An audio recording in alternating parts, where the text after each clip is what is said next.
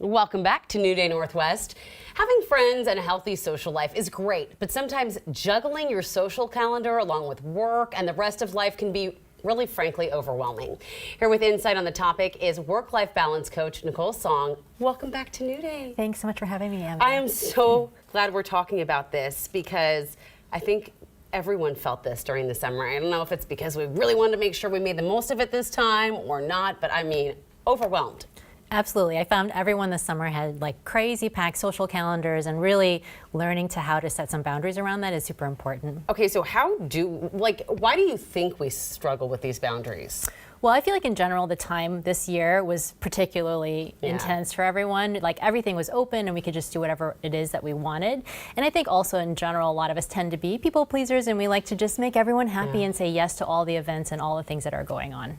You know, it's so interesting. I just recently heard something about like for women, be a good girl, don't disappoint people, and men, man up, don't disappoint people. I mean, really, that's part of the narrative, right? Absolutely. I feel like there's a lot of societal pressure or whatever it is, or family pressure or friend pressure to just do things all the time with other people. Well, I love that you have 4 secrets to set better boundaries. The first is to know your limits, right? I actually struggled with this the other day. Oh, good. Well, I can't wait to hear about it. So, yeah, absolutely. And a lot of us have introverted tendencies or extroverted tendencies, and that can go out the window when everyone's asking you to do things. So really the first thing is to understand, like, are you an introvert where once or twice a week is really, that works well for you? Yeah.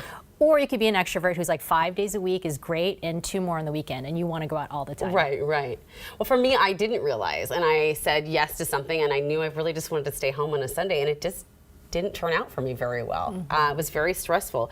So what do you mean when you say do a social audit? Well, I love doing a social audit, which is actually understanding the cost of some of the social activities that you're choosing. So it's important to understand, like, if you're not moving your body, you're not getting enough sleep, you're not spending time with your partner because you're busy seeing everyone else, those kinds of things, there are some costs sometimes when we overextend ourselves.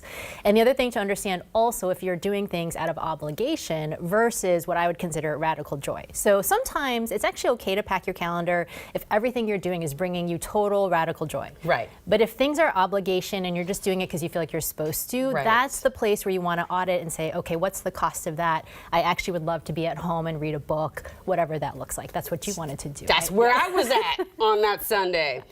What is stop, drop, and look?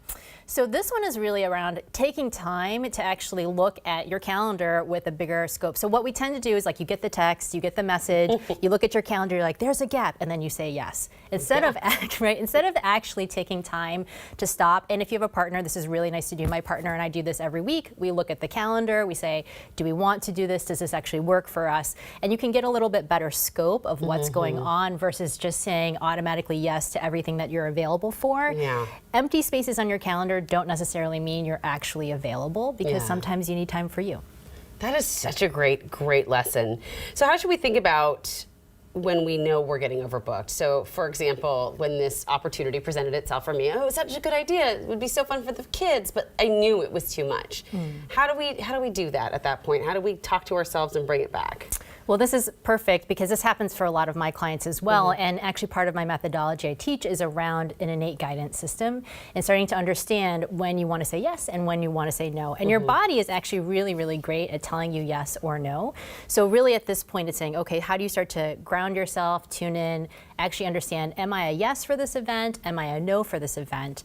And then the other piece around saying no, because a lot of times people get very stressed around saying no, and then they delay it. And actually the earlier you say no, the better it is for people on the other side. They can plan better. We all know those invites where they've been a maybe the whole time and then they say no at the end, and the impact to that is higher the closer you get to the event. So I would say no earlier, tune into yourself. Listen to see if you're a true yes or no. And then if you're a no, just say no. Hey, thanks so much for this invite. This was really awesome. And then I'm good. I'm in a good space. If you have any reservations, is it better to err on the side of caution and then just say, okay, it's all right, no judgment. It just wasn't for me today? Yeah, absolutely. And I feel like this is an important thing for a lot of us, is that we get really overtaxed and we get overwhelmed and we actually lose energy because we're constantly saying yes to people all the time. And this is something where I offer actually a 5-day morning routine challenge for people, because it's actually important for us to say, okay, how do I wake up with energy and clarity every day? And then when you have that every day for yourself, you're much more able to tune in and say, actually, I'm really a no, or actually, no, this is super fun. This would be really great for me. And it's a challenge that's free on my website, NicoleTsong.com. I am so doing this. Thank you so much for sharing that, for making me feel like I'm not crazy and we're all not alone in having these feelings. So I appreciate, Nicole, every time you come here. It's always such a great and enlightening conversation. Thank you. I love having the conversations with you. Oh my goodness. All right.